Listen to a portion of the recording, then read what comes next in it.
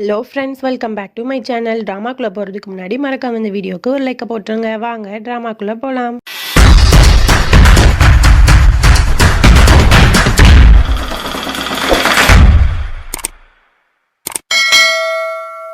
Starting சீனில் குடும்பத்தில் இருக்க எல்லாரையும் காட்டுறாங்க. அந்த ஷாஷிகாவோட ஹஸ்பண்ட் வந்து காலில் அடிபட்டுட்டு அப்படிங்கிற மாதிரி சொல்லியிருந்தால உடனே அந்த மீசக்காரன் வந்து அந்த ரத்தத்தை அப்படி தொட்டு நக்குறான். எல்லாருமே பயங்கரமாக ஷாக் ஆகி பார்க்குறாங்க. உடனே மீசக்காரன் சொல்கிறான், இது வெறும் கெச்சப் தான் அப்படிங்கிற மாதிரி சொன்னோன்னே உடனே சாக்ஷியா ஹஸ்பண்ட் சொல்கிறான், இல்லை இது நேற்று தியா ப்ராக்டிஸ் பண்ணும்போது உடச்ச பாட்டிலோட பீஸ் தான் என் காலில் குத்திடுச்சு, வேணா பாருங்க அப்படிங்கிற மாதிரி அந்த பாட்டிலோட பீஸையே எடுத்து காட்டுறான். உடனே அதை ரதன் சிங் வாங்கிட்டு அவனுக்கு வந்து ஏதோ ஒரு ஐடியா தோணிடுச்சு. உடனே அவன் கேட்குறான், நேற்று தியா வந்து கிரீன் கலர் பாட்டிலில் தான் யூஸ் பண்ணான், நீங்கள் இப்போ கொடுத்துருக்க வந்து ரெட் கலர் பாட்டில், அப்போ இது வந்து தப்பு தான், உங்களுக்கு அடிப்படலை அப்படிங்கிற மாதிரி அவன் சொல்லிட்டு, அப்போ இதை வச்சு நம்ம வந்து இந்த கேஸில் வந்து ஒரு விஷயம் பண்ணலாம் அப்படிங்கிற மாதிரி சொல்லி யாஷ் கிட்ட வந்து ரதன் சிங் சொல்கிறான், இந்த மாதிரி அந்த எக்ஸுக்கு வந்து பாட்டிலில் வந்து ஆப்ரேட் பண்ணி எடுத்திருப்பாங்களா ஒரு டாக்டர், அவங்க கிட்ட போயிட்டு அந்த கிளாஸ் பீசஸ்லாம் என்ன கலரில் இருந்துச்சு அப்படிங்கிறத உன்னோட இன்ஃப்ளூயன்ஸ் யூஸ் பண்ணி தெரிஞ்சுக்கிட்டு வா, அப்போனா நமக்கு வந்து இதில் ஏதாவது ஒரு லீடு கிடைக்க வாய்ப்பு உண்டு அப்படிங்கிற மாதிரி அவன் அனுப்பி விட்டுருப்பாங்க. இங்கே எல்லாருமே பதட்டமாகவே இருக்காங்க. அந்த கிளாஸ் பீஸ் வந்து எப்படி இருக்கும், அது கிரீன் கலராக இருக்கக்கூடாதுன்னு எல்லாருமே நினச்சிட்டு இருக்காங்க. அப்போ யாஷும் வந்துடுறான். அவனும் சொல்கிறான், இல்லை தியா வந்து அவனை அடிக்கும்போது யூஸ் பண்ண கிளாஸ் பாட்டில் வந்து கிரீன் கலர், ஆனால் டாக்டர் சொன்ன கிளாஸ் பாட்டில் பீசஸ்லாம் வந்து ரெட் கலர் அப்படின்னு சொல்லியிருக்காங்க அப்படின்னு குடும்பத்தில் இருக்க எல்லாருக்குமே சந்தோஷமாயிருது. அப்போ நாளைக்கு கேஸில் நம்ம தான் வின் பண்ண போகிறோம் அப்படிங்கிற மாதிரி எல்லாருமே வந்து ரொம்பவே ஹாப்பி ஆகிட்டு அன்னைக்கு நைட்டு ரதன் சிங்கும் தியாவும் வந்து ரொம்ப நிம்மதியாக தூங்குறாங்க. நெக்ஸ்ட் டே வந்து கோர்ட்டுக்கும் போயிடுறாங்க. அங்கே ஜட்ஜு வந்ததுக்கப்புறம் எல்லா எவிடன்ஸுமே தியாவுக்கு ஆப்போசிட்டாக தான் இருக்குது. அப்போ ரதன் சிங் இருந்துட்டு எக்ஸை கூப்பிட்டு இந்த மாதிரி உங்களை குத்த வந்தது வந்து ஒரு கிரீன் கலர் கிளாஸ் பாட்டில் தானே அப்படிங்கிற மாதிரி கேட்குறோம். ஆமாம் அப்படிங்கிற மாதிரி சொல்கிறான். உடனே ரதன் சிங் சொல்கிறான், இந்த மாதிரி வந்து இவங்களை குத்த வந்தது வந்து கிரீன் கலர் கிளாஸ் பாட்டில்னு சொல்லியிருக்காங்க, ஆனால் இவங்க உடம்புல இருந்து எடுக்கப்பட்ட கிளாஸ் பீசஸ் வந்து ரெட் கலர்னு சொல்லிட்டு டாக்டர் வந்து ப்ரூவ் பண்ணியிருக்காங்க அப்படிங்கிற மாதிரி சொல்லி அந்த கிளாஸ் பீசஸ்லாம் எடுத்துகிட்டு வந்து காட்டுறான். உடனே ஜட்ஜ் இருந்துட்டு பிரேக்குக்கு அப்புறம் என்னென்னு நான் சொல்கிறேன் அப்படின்னு சொல்லிட்டு ஒரு பிரேக் விட்டுறான்.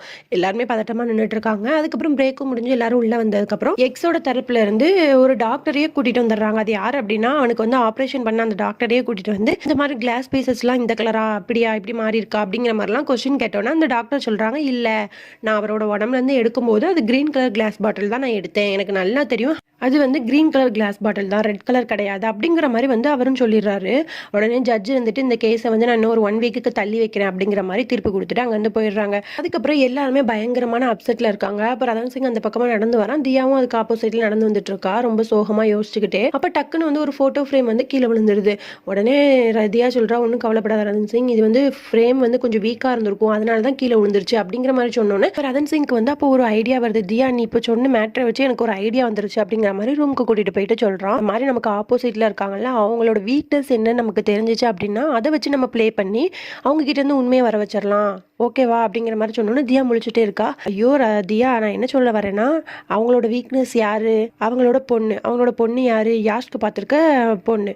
அப்போ நம்ம என்ன பண்ணலாம் அப்படின்னா, அவங்கள வந்து ஹெல்ப்புக்கு கேட்டு அவங்க மூலியமா உண்மையை வர வைக்கலாம், ஓகேவா அப்படின்னு சொல்லிட்டு தியா, ரதன் சிங், அதுக்கப்புறம் யாஷ் 3 பேருமே வந்து அந்த பொண்ணை பார்க்கறதுக்காக போறாங்க. அங்க போனா அந்த பொண்ணு யாஷும் வந்து அப்படியே முறைச்சுக்கிட்டே நின்றுட்டு இருக்காங்க. அப்போ ரதன் சிங் வந்துட்டு தயவு செஞ்சு எங்களுக்கு இந்த ஹெல்ப்பை பண்ணுங்க அப்படிங்கிற மாதிரி கையெடுத்து கும்பிட்டுலாம் கேட்டுட்டு இருக்கான். உடனே அவ வந்து நான் யோசிச்சு சொல்றேன் அப்படின்னு சொன்னோன்னா யாஷ்க்கு வந்து பயங்கரமா கோவம் வந்துடுது.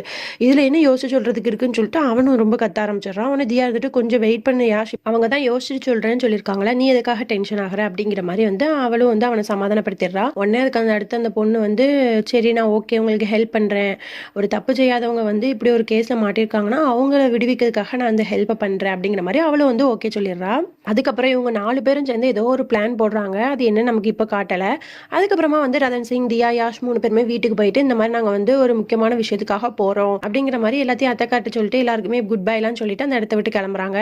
அதுக்கப்புறம் யாஷும் அவனோட ஃபியான்ஸையும் தான் காட்டுறாங்க. 2 பேரும் கார் கிட்ட நிற்கிறாங்க. தியா வந்து ஒரு மரத்தை பக்கமாக வந்து ஒளிஞ்சிருக்கா. அப்போ அந்த இடத்து வழியாக வந்து அந்த தியாவோட எக்ஸ் வந்து வந்துட்டு இருக்கான். அப்போ உடனே யாஷும் அவன் ஃபியான்ஸையும் அவனுக்கு கேட்குற மாதிரியே பேச ஆரம்பிச்சிடுறாங்க. இந்த மாதிரி மொபைல் ஃபோன்லாம் இப்போ சேஃப் கிடையாது, எந்த ஒரு இது இருந்தாலுமே மொபைல் ஃபோனை ஈஸியாக ஹேக் பண்ணி எல்லா டீட்டெயில்ஸும் இந்த ஃபோன்லேருந்து எடுத்துடலாம், அதெல்லாம் இப்போ ரொம்ப ஈஸி, அதனால உங்கள் ஃபோனெல்லாம் சேஃபாக வச்சுக்கோங்க யாஷ் அப்படிங்கிற மாதிரி சொல்லிட்டு அந்த பொண்ணு சொல்கிறா, இந்த மாதிரி தியா வந்து எங்கள் அம்மாவோட ஃபோன்லேருந்து நிறைய டீட்டெயில்ஸ்லாம் கலெக்ட் பண்ணி வச்சுருக்காங்களே, அதை ஃபோனில் வைக்க வேண்டாம், ஏதாவது பென்ட்ரைவ் அந்த மாதிரி எதையாவது காப்பி பண்ணி வச்சுக்க சொல்லுங்க, அதுதான் சேஃப் அப்படிங்கிற மாதிரி சொன்னோன்னே தியாவோட எக்ஸ் லவருக்கு வந்து பதட்டமாயிருது. உடனே அவங்க அக்காவுக்கு கால் பண்ணுற பண்றான். ஆனா அவன் வந்து எடுக்கவே மாட்றான். அதுக்கப்புறம் அப்படியே அவங்க அக்காக்காரியை தான் காட்டுறாங்க. அவ வந்து ஒரு ஹோட்டலுக்கு வந்திருக்கா. அந்த இடத்துல தான் நம்ம ரதன் சிங்கும் ஒளிஞ்சிருந்து அவளை வாட்ச் பண்ணிட்டு இருக்கான். அவ அக்காக்காரி வந்து அப்படியே ஃபோன் பேசிட்டு வந்துட்டு இருக்கா. அப்போ வந்து அங்க வேலை பார்க்குற வெயிட்டர் ஒருத்தர் வந்து ஜூஸ் கொண்டு வரும்போது தெரியாதனமா ஃபோன்லேயே வந்து ஜூஸ்லாம் கொட்டி ஃபோன் வந்து சரியில்லாம போயிடுது. உடனே அந்த வெயிட்டர் இருந்துட்டு கொஞ்சம் வெயிட் பண்ணுங்க, நான் இது சரி பண்ணி கொண்டு வந்துடுறேன் அப்படிங்கிற மாதிரி சொல்லிட்டு அங்கேருந்து போயிடுறான். உடனே அந்த அக்காக்காரியும் உட்காந்துருக்கான். அப்போ கரெக்டாக அந்த இடத்துக்கு மீசக்காரை வந்து அந்த அக்காக்காரிட்ட வந்து அப்படியே பேச்சு கொடுத்துட்டே இருக்கான். இந்த மாதிரி வந்து ஒரு ஆதாரம் அவங்களுக்கு கிடைச்சிருக்கான், அதோட பென்ட்ரைவ் வேண்டதா இருக்கு அப்படி இப்படின்னு சொல்லிட்டு கொஞ்ச நேரம் அப்படியே பேச்சு கொடுத்து வச்சுட்டே இருக்கான். அதுக்கப்புறம் அந்த அக்காக்காரியும் அந்த மீசக்காரனும் உள்ள உட்காந்து லேப்டாப்ல இந்த பென்ட்ரைவ் தானா அப்படின்னு சொல்லி அதை போட்டு பார்க்காங்க. பார்த்தா அதுல வந்து உள்ள ஒரு எவிடன்ஸுமே இல்லை. உடனே அந்த அக்காக்காரி வந்து அப்படியே கோச்சிட்டு அந்த இடத்த விட்டு போயிடுறா. அந்த அக்காக்காரியோட போனை வந்து வேணும்னே ஜூஸ்ல விழ வச்சது, அதுக்கப்புறம் மீசக்காரனை கூட்டிட்டு வந்து இவளோட டைமை வேஸ்ட் பண்ண வச்சது எல்லாமே வந்து ரதன் சிங் தான் பிளான் பண்ணி பண்ணியிருப்பான். அதுக்கப்புறம் ரதன் சிங், தியா, அதுக்கப்புறம் யாஷோட ஃபியான்ஸே எல்லாரும் வந்து ஒரு ஹோட்டல்ல உட்காந்து பேசிட்டு இருப்பாங்க. அப்போ கரெக்டா அந்த இடத்துக்கு தியாவோட எக்ஸ் லவர் வந்துருவான். வந்துட்டு இவங்க என்ன பேசுறாங்க அப்படிங்கிற மாதிரி வெளியே இருந்து ஒட்டு கேட்டுட்டு இருப்பான். அப்ப அங்க இருக்க எல்லாருமே வந்து இந்த மாதிரி நமக்கு ஆதாரம் கிடைச்சிருச்சு, இந்த பென்ட்ரைவை வந்து கரெக்ட் டைமுக்கு நீ வந்து கோர்ட்டுக்கு கொண்டு வந்துரு, நாங்க ஃபர்ஸ்ட் வந்து கோர்ட்டுக்கு போயிடுறோம் அப்படிங்கிற மாதிரி எல்லாரும் பேசிட்டு இருந்திருப்பாங்க. இந்த மாதிரி அவங்க கிட்ட எந்த ஆதாரமுமே இருந்திருக்காது. ஆனா உண்மையை வந்து வெளியே கொண்டு வரணும் அப்படிங்கிறதுக்காக தான் வந்து இந்த மாதிரி வந்து ஒரு பிளானை போட்டிருப்பாங்க. அதுக்கப்புறம் ரதன் சிங் மட்டும் தனியா கார்ல போயிட்டு இருக்கான். அப்ப நிறைய ரவுடிங்லாம் வந்து நிப்பாட்டிடுறாங்க காரை. உடனே அவன் வந்து அவனோட கார்ல வந்து கேமராவை செட் பண்ணி இதுதான் கரெக்டான பொசிஷன் அப்படிங்கிற மாதிரி வச்சுட்டு வெளியே போயிட்டு எதுக்காக வழிவிட மாட்டீங்க அப்படிங்கிற மாதிரிலாம் கேட்டுட்டு இருக்கும்போது கரெக்டாக தியாவோட எக்ஸ்லவர் வந்து காரை விட்டு இறங்கி அவனை போட்டு அடின்னு அடிக்க ஆரம்பிச்சிடுறாங்க. உடனே ரதன் சிங் சொல்றான், என்கிட்டலாம் எந்த எவிடன்ஸும் இல்லை, எந்த பென்ட்ரைவும் என்கிட்ட இல்லை அப்படிங்கிற மாதிரி சொல்லிக்கிட்டே இருக்கான். ஆனா அவன் வந்து உன்கிட்ட தான் இருக்கு, ஒழுங்கு மரியாதை தந்துரு அப்படிங்கிற மாதிரி சொல்லி ரதன் சிங்கை போட்டு அடின்னு அடிக்கிறாங்க. அதுக்கப்புறம் அந்த தியாவோட எக்ஸ் இருக்கான்ல, அவன் வந்து கோவத்துல நீ தரப்போறியா இல்லையா, எங்க அக்கா எவ்வளவு கஷ்டப்பட்டு அந்த சிசிடிவி ஃபுட்டேஜை வந்து எடிட் பண்ணி தியா தான் கொலை பண்ணா அப்படிங்கிற மாதிரி வந்து ரெடி பண்றதுக்கு எவ்வளவு கஷ்டப்பட்டு பண்ணா தெரியுமா, ஆனா நீ அந்த வந்து எங்க அக்காவோட போன்ல இருந்தே திருடி நீ வந்து அதை எவிடன்ஸா கொண்டு போய்கிட்டு இருக்க, ஒழுங்கு மரியாதையா அந்த எவிடன்ஸை என்கிட்ட தந்துரு அப்படிங்கிற மாதிரி சொல்லிடுவான். உடனே ரதன் சிங் வந்து சிரிக்க ஆரம்பிச்சிருவான். மனசுக்குள்ளே நினைப்பா, அப்பாடா நமக்கு தேவையான எவிடன்ஸ் வந்து இவன் வாயில இருந்தே நமக்கு கிடைச்சிருச்சு அப்படின்னு சொல்லிட்டு சந்தோஷமா இருப்பான். ஆனா அவனை அடின்னு அடிச்சு போட்டுருவாங்க. அவன் அதுல வந்து மயங்கிடுவான்.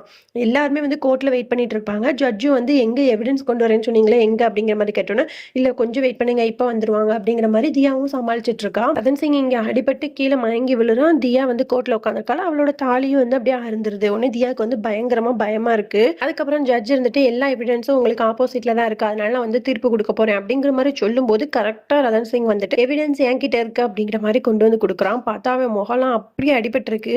இதை பார்த்தோன்னு தியா வந்து அப்படியே பயங்கரமா அழ ஆரம்பிச்சிடுறா. அதுக்கப்புறம் கோர்ட்ல வந்து அந்த பென்ட்ரைவையும் கொடுத்து தியா வந்து நிரபராதி அப்படிங்கிற மாதிரி ப்ரூவ் பண்ணிடுறாங்க. அதுக்கப்புறம் தியாவோட எக்ஸ்லவரையும் அவங்க அக்காவையும் வந்து போலீஸ் பிடிச்சிட்டு போயிடுறாங்க. வெளியே வந்து யாஷ் வந்து பிரஸ் மீட் கொடுத்துட்டு இருக்கான். ஏன்னா அவன் போலீஸ்ல. அப்போ பக்கத்துல வந்து யாஷோட ஃபியான்ஸே நின்றுட்டு இருக்கா. அப்போ பிரஸ்ல இருக்கவங்க எல்லாம் கேட்கறாங்க, இந்த மாதிரி வந்து யார் இதுக்கெல்லாம் காரணம் அப்படிங்கிறத கேட்டோன்னே தியாவும் ரதன் சிங் அவங்க 2 பேரோட நம்பிக்கை தான் இவ்வளவு தூரத்துக்கு வந்து கொண்டு வந்து அவங்க நிரபராதி அப்படிங்கிறத வந்து நிரூபிச்சிருக்கு அப்படிங்கிற மாதிரி சொல்லிடுறான். ஆனா அது வந்து ஃபியான்ஸைக்கு வந்து மனசு வந்து ஒரு மாதிரி ஆகிரும். ஏன்னா அவளும் தானே ஹெல்ப் பண்ணியிருக்கா, அதை வந்து இவன் யாஷ் சொல்லுவான்னு பார்த்தா அவன் வந்து சொல்லியிருக்க மாட்டான். உடனே இதை வந்து அந்த ஃபியான்ஸையோட அம்மா வந்து நோட் பண்ணியிருப்பா. அவளை வந்து போலீஸ் கூட்டிட்டு போயிட்டு இருப்பாங்க. அப்போ வந்து நான் என் பொண்ணுகிட்ட பேசணும் அப்படிங்கிற மாதிரி சொன்னோன்னே அந்த பொண்ணுகிட்டையும் பேசுறேன், பாத்தியா இவங்க எல்லாரும் ரொம்ப மோசமானவங்க, நீ தான் இதுக்கு இவ்வளோ ஹெல்ப் பண்ணியிருக்க, ஆனா உன்னோட பேரையே அந்த யாஷ் வந்து சொல்லாம விட்டுருக்கான் பாத்தியா அப்படிங்கிற மாதிரி அவன் மனசுல வந்து ஒரு தப்பான எண்ணத்தை வந்து விதைச்சு விட்டு போயிடுறா. அப்ப டக்குன்னு அந்த பொண்ணு இப்படி திரும்புறா. பார்த்தா யாஷ் வந்துட்டு எல்லாத்துக்குமே சாரி, நான் வந்து உன்னை வந்து ரொம்ப தப்பா நினைச்சிட்டேன் அப்படிங்கிற மாதிரி சொல்லி அந்த இடத்துல வந்து ரிங்கு கொடுத்து ப்ரப்போஸ் பண்ணி என்னை வந்து கல்யாணம் பண்ணிக்கோ அப்படிங்கிற மாதிரி சொல்லிடுறான். உடனே அந்த பொண்ணுக்கு வந்து பயங்கரமா ஹாப்பி ஆயிருது. அதுக்கப்புறம் எல்லாருமே வந்து வீட்டுக்கு போறாங்க. அங்க வந்து ட்ரம்ஸ்லாம் கொட்டியா வரவேற்று அத்தக்காரி வந்து ஆரத்திலாம் எடுத்து இப்படி அடிபட்டிருக்கு, நீ போய் ரெஸ்ட் எடு அப்படிங்கிற மாதிரிலாம் சொல்லி அவங்கள வந்து ரூமுக்கு அனுப்பி விட்டுறாங்க. அதுக்கப்புறம் அத்தக்காரி யாஷ், அதுக்கப்புறம் யாஷோட ஃபியான்ஸே இவங்க 3 பேரும் தான் காட்டுறாங்க. அத்தக்காரி வந்து நீ வந்து இவ்வளவு சப்போர்ட் பண்ணிருக்க, நீ வந்து யாஷுக்கு வந்து ரொம்பவே பொருத்தமான பொண்ணு தான், அவங்க 2 பேருக்கும் சீக்கிரமா கல்யாணம் பண்ணிடலாம் அப்படிங்கிற மாதிரி சொன்னோன்னு 2 பேருக்குமே பயங்கரமா ஹாப்பி ஆயிடுது. அதுக்கப்புறம் ரதன் சிங் தியாவையும் தான் காட்டுறாங்க. ரதன் சிங் இருந்துட்டு பயங்கரமா வலிக்குது தியா அப்படிங்கிற மாதிரிலாம் சொல்லிட்டு இருக்கான். உடனே தியா சொல்றா, நீ எனக்காக இவ்வளோ ஹெல்ப் பண்ணிருக்கல ரதன் சிங், உனக்கு என்ன வேணும்னு கேளு, உனக்கு வந்து நிறைய டிராவல் பண்ண தானே பிடிக்கும், உனக்கு எங்க போகணும்னு சொல்லி நான் அங்க உனக்கு போறதுக்காக நான் ஏற்பாடு பண்றேன் அப்படிங்கிற மாதிரிலாம் அவ சொல்லிட்டு இருக்கா. உடனே ரதன் சிங் இருந்துட்டு தியா நீ கிட்டவா அப்படிங்கிற மாதிரி சொல்றான். உடனே தியா வந்து என்ன ரதன் சிங் அப்படிங்கிற மாதிரி கேட்கறான். இன்னும் கிட்டவா அப்படிங்கிற மாதிரி ரதன் சிங் சொல்றான். தியா ஒண்ணு கிட்ட போறா, என்ன ரதன் சிங் அப்படிங்கிற மாதிரி கேட்டோன்னே என்ன பண்றான், டக்குன்னு வந்து அவளை அப்படியே அணைச்சிக்கிறான். அணைச்சிக்கிட்டு அவன் கண்ணை அப்படியே பார்த்துட்டே இருக்கான். தியாவுக்கு வந்து அப்படியே ஒரு மாதிரி ஆகுது. அதுக்கப்புறம் ரதன் சிங் சொல்றான், "உனக்கு நான் கிஸ் தானே வேணும் தியா?" அப்படிங்கிற மாரி கேட்குறான். உடனே தியாக்கு வந்து அப்படியே ஒரு மாதிரி ஆயிடுது. தியாக்கு வந்து ரதன் சிங் இப்படி கேட்ட உடனே அவளுக்கு ஒரு மாதிரியா ஃபீலிங்ஸ் ஆயிடுது. உடனே டக்குன்னு ரதன் சிங் இருந்துட்டு கீழ விழுந்து விழுந்து சிரிக்க ஆரம்பிச்சிடுறான். "என்ன தியா, உன்னோட எக்ஸ்பிரஷன பார்க்க எனக்கு ஃபன்னியா இருந்துச்சு. நான் அந்த தடவை உனக்கு பிராங்க் தான் பண்ணேன்." அப்படிங்கிற மாரி சொல்லிடுறான். அதுக்கப்புறம் தியா இருந்துகிட்டு அப்படியே ரதன் சிங்க பார்க்குறா. அதுக்கப்புறம் வந்து ரதன் சிங் வந்து நல்லா தூங்கிட்டு இருக்கான். தியா வந்து லைட்லாம் ஆஃப் பண்ணிட்டு நிறைய கேண்டில் மட்டும் ஒரு கண்ணாடி முன்னாடி எரிஞ்சிட்டு இருக்கு. உடனே அந்த கண்ணாடியை பார்த்துட்டே வந்து ரதன் சிங் எப்பெல்லாம் அவளுக்கு ஹெல்ப் பண்ணானோ அதெல்லாம் நினைச்சு வந்து இவ வந்து ரொம்பவே இம்ப்ரெஸ் ஆயிட்டு இருக்கா. ஆனா இவளுக்கு வந்து ரதன் சிங் மேல வந்து ரொம்பவே லவ் வந்துருது. உடனே தியா விறுவிறுன்னு ரதன் சிங் கிட்ட போய் உட்காந்துட்டு அவன் வந்து நல்லா தூங்கிட்டு இருக்கான். ரதன் சிங், "நீ எனக்காக எவ்வளோ பெரிய விஷயம் பண்ணியிருக்க தெரியுமா? இதை நான் லைஃப்ல மறக்கவே மாட்டேன். I love you Rathan Singh" அப்படிங்கிற மாதிரி சொல்லிடுறா. சொன்னது மட்டும் இல்லாம ரதன் சிங்கோட கன்னத்துல வந்து ஒரு முத்தமும் கொடுத்துட்றா. ஓகே ஃப்ரெண்ட்ஸ், இதோட நம்ம இந்த பாட்டை முடிச்சுக்கலாம். நாளைக்கு பார்க்கலாம். பாய்.